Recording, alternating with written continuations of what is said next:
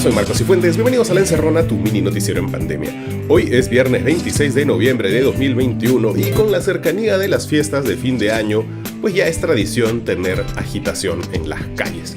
El año pasado fue Merino, el anterior fue Chávarri, antes el indulto Fujimori y ayer el bloque conservador conformado por Fuerza Popular, Renovación Popular y Avanza País presentó la primera moción de vacancia por incapacidad moral permanente contra Pedro Castillo.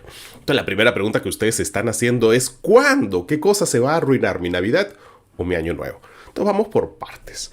El documento ya fue leído en el Pleno, por lo que se tiene que debatir en la siguiente sesión. Esto no va a pasar ni en esta semana que ya acaba ni la próxima. Esto va a pasar recién en la subsiguiente, porque la próxima semana es la semana de representación, que ocurre una vez al mes y es la semana en la que los congresistas pues regresan a sus tierras supuestamente a hablar con sus votantes. Así que hasta que se discute este pedido van a pasar casi 2 semanas. Esto va a ocurrir el 7 de diciembre.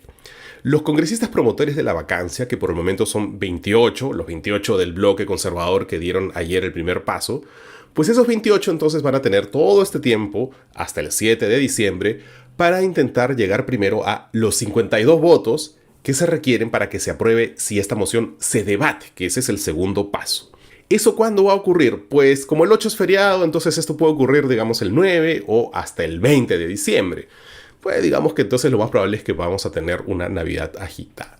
Ahora bien, como ocurrió con los dos presidentes anteriores, pues parece que esta vez el fujimorismo y sus aliados ven esta primera moción de vacancia más como un globo de ensayo que como otra cosa. Saben que no lo van a lograr a la primera, pero les sirve para ganar experiencia, ver a qué congresistas necesitarían convencer, saber quiénes son negociables y también ir arrinconando al Ejecutivo hasta que meta la pata. Entonces, ¿por qué les digo que esto es un globo de ensayo nomás? Miren, Fuerza Popular, Avanza País y Renovación Popular pues podrían votar en bloque y eso serían solo 43 votos. Es decir, ni siquiera sería suficiente para el segundo paso. Y aún así no hay tanta solidez dentro de esas bancadas. Miren el cuadro.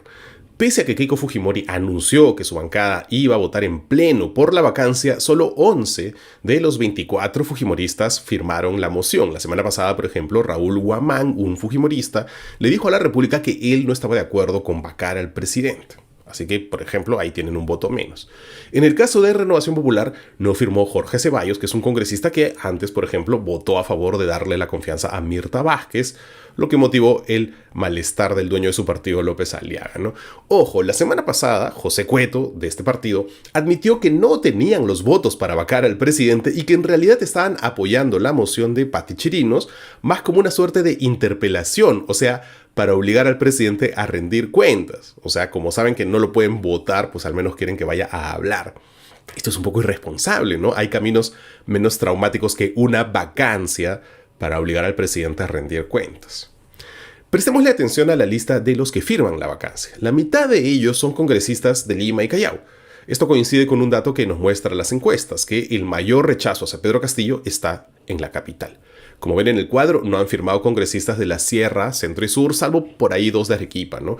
Pero si quieren conocer un poco más sobre estos movimientos, las tensiones entre los de Lima y los de las regiones, pues les recomendamos la entrevista en este mismo canal que le hizo nuestro editor Jonathan Castro al periodista Martín Hidalgo. Es bien ilustrativa, es una pequeña clase y van a ver bien cómo se mueven las fichas en el Congreso.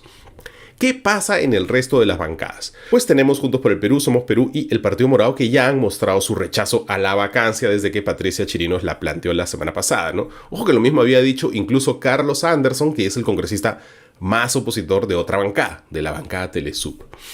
Mientras en Acción Popular, Carol Paredes le dijo al Comercio que su bancada no está a favor de la vacancia, al menos hasta ahora, y que podrían evaluar la situación más adelante, ¿no? Típico de Acción Popular. Alianza para el Progreso tiene órdenes de Acuña de apoyar al gobierno, pero también tiene disidentes, ¿no? Acuña dijo que ellos van a rechazar la vacancia, pero respetarán la decisión de Roberto Quiabra y Gladys Echaíz, que quieren votar a favor, ¿no? A estos dos congresistas casi se les puede considerar parte del bloque conservador si vemos cómo han venido votando en las últimas semanas. Los que en realidad serían unos aliados claves de los vacadores vendrían, bueno, para sorpresa de nadie, realmente del supuesto oficialismo, ¿no?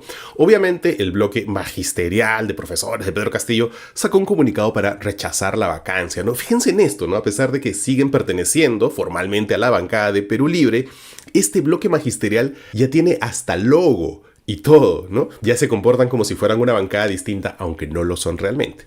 En cambio, sus compañeros todavía de bancada, los del serronismo, pues siguen estando más cerca de los Fujis que de Castillo por el momento. Ayer en conferencia de prensa, Waldemar Cerrón dijo que estaban evaluando su posición. El mismo Guido Bellido también ha dicho que están deshojando margaritas, ¿no? Pero el bloque conservador, que tendría que haber estado buscando esos votos del serronismo, no parece haber sido muy estratégico en este caso, porque entre los argumentos planteados en la moción hay varias críticas al corazón serronista de Perú Libre. De eso vamos a hablar en el siguiente bloque. La presidenta del Congreso ya notificó al presidente Castillo de esta moción, pero Castillo lo ha tomado, a veces parece casi que con alivio. A mí no me preocupan los ruidos políticos porque a mí me ha elegido el pueblo, no me han elegido las mafias, no me ha elegido la corrupción, no me han elegido los corruptos, dijo en un mitin en Junín. Hasta ahora son pocos los gremios empresariales que han fijado una posición. Uno ha sido el presidente de la Sociedad Nacional de Industrias, Ricardo Márquez, que señaló que no estamos a favor de la vacancia. No puede haber un país que en 5 años tenga 3 presidentes. No vamos a dejar que se destruya el país, no vamos a dejar que se destruyan las instituciones. Mientras tanto, el dólar ayer cerró al alza. El tipo de cambio se cotizó a 4,032 en el mercado interbancario, una subida de 0,24%. Parece que el Congreso no quiere que el Ejecutivo sea el único que desestabiliza la economía. Ellos también quieren que los detestes cada vez que veas tu billetera. Pero ¿los conservadores tienen o no tienen razones suficientes para una vacancia? Eso lo vamos a ver cuando volvamos con los titulares de hoy, aquí en La Encerrona. Conoce una de las 20 funciones de seguridad de Didi, la app de movilidad más grande del mundo. Realizamos una validación estricta del perfil de todos los conductores, revisando más de 6 documentos. Didi, tu seguridad no es un mito. Hola otra vez, bienvenidos de vuelta a La Encerrona, tu mini noticiero en pandemia. Hoy es viernes 26 de noviembre de 2021 y estas son las noticias que son virales o deberían serlo.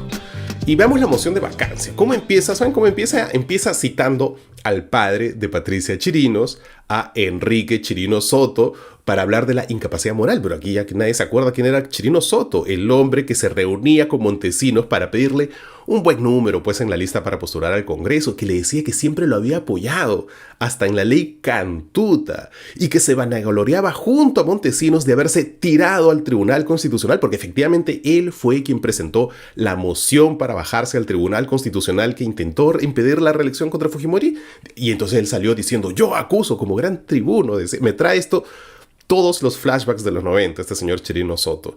Así como su hija presentó la moción de vacancia hace 25 años, Chirinos Soto presentó una moción para tirarse el Tribunal Constitucional y se lo tiró, y miren cómo se felicita con Montesinos de eso. A nadie, como yo, me consta que y entonces está difícil de Cantuta, eso está, no está, el Tribunal Constitucional y el Tribunal Constitucional. O sea, ¿a este señor están citando para hablar de incapacidad moral realmente? ¿Cuáles son los argumentos de fondo que supuestamente sostienen esta incapacidad moral permanente de Castillo? La moción presenta 7. El primero es el uso ilegal de fondos públicos del gobierno regional de Junín en la campaña 2021 de Perú Libre. Esto está basado en el caso de los dinámicos del centro. Aquí lo que llama la atención es cómo subrayan bastante que Dina Boluarte, la vicepresidenta que tendría que suceder a Castillo si lo vacan, pues ahí subrayan que ella ha sido también involucrada por la fiscalía en la supuesta financiación ilícita por abrir una cuenta para el partido, que es una acusación bien tonta. ¿Se acuerdan que eran 15,000 soles de una chanchita y la han forzado a incluirla en esta investigación? Bueno, ojo, que si están usando este argumento con Castillo, pues lo pueden usar perfectamente para vacarla a ella también. Todo está ya calculado. El segundo argumento es la designación de altos funcionarios vinculados al terrorismo. Voy a leer. Desde una valoración política, el presidente se hace cómplice de los autores de los delitos de terrorismo y de las violaciones más graves a los derechos humanos, así dice. ¿Cuáles son esas designaciones? Pues entre otras, obviamente, Maraví y también la de Guido Bellido como primer ministro, porque el señor está siendo investigado efectivamente por apología al terrorismo. Pues aquí el bloque conservador casi parece estarle pidiendo al serronismo que no vote con ellos, ¿no? Es muy poco estratégico. Lo más serio es el tercer argumento que involucra al secretario de Palacio, Bruno Pacheco, pero este es un caso que todavía se está investigando y que estrictamente pues es precipitado todavía concluir si el presidente estaba al tanto o no, al menos de manera legal. Ya el resto de argumentos son un poco rascar la olla, ¿no? Fortalecer las relaciones con Venezuela, la inestabilidad económica, que es algo que el mismo Congreso ha generado ayer con esta propuesta, o sea que es un argumento en contra de ellos también. El maltrato a los medios de comunicación y la permisibilidad con la violencia contra la mujer. Aquí nuevamente apuntan contra Guido Bellido. Entre sus conclusiones, pues ahí señalan que Castillo no está en la capacidad de diferenciar entre el bien y el mal, lo legal de lo ilegal, lo moral de lo amoral. A ver, se supone que la derecha, los conservadores, como los que han presentado esta moción, en realidad lo que buscan sobre todo, uno de sus valores máximos es el orden, la estabilidad. ¿Pero esto qué busca? Más inestabilidad para el país. Miren a la congresista fujimorista Marta Moyano, por ejemplo, anteayer reunida con un gremio de transportistas. Imagínense que con todos sus buses, todos sus transportes se paren en los peajes y simplemente no pasen. Y se genera todo un caos vehicular. Eso sería una protesta grandísima. Lo hago como propuesta, ojalá que lo puedan tomar. ¿Qué clase de derecha es esta que no se cansa de buscar el caos? No se puede tener un país sometido desde hace 5 años a los complots de esta gente. Ayer pasaron un montón de cosas que hubiesen merecido un comentario más largo de este programa, pero no tenemos tiempo. Por ejemplo, se interpeló al ministro de Transporte Juan Silva, un señor que tendría que haber sido censurado, ciertamente, pero como juega en parejo los transportistas informales, al Congreso, que le debe tantos favores a los transportistas informales, pues le convino que esta interpelación pase piola. ¿Han visto algo sobre esto en algún lado? Pues casi nadie lo ha dicho. Otra del mismo Congreso. Ayer también se aprobó interpelar al ministro de Educación, otro que efectivamente también tendría que estar fuera del gabinete. ¿Saben para cuándo lo han citado?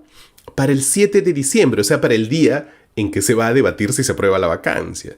O sea, igual que hoy la vacancia se comió la interpelación al ministro de Transportes, pues igualito. A este Congreso le gusta a este ministro de Educación, le gusta a este ministro de Transportes. El ministro de Educación juega en pared con ellos para destruir la reforma educativa. Y estos dos ministros en el fondo le gustan al Congreso. Y cuando Mari Carmen Alba logre ser presidenta, va a poner ministros que hagan exactamente lo mismo que estos dos. ¿Qué otra cosa pasó ayer en el Congreso que el humo de la vacancia no nos deja ver? Se aprobó la ley de presupuesto importantísima, porque ahí es cuando los congresistas contrabandean el pago de sus favores. Ahora no hay tiempo de explicar eso.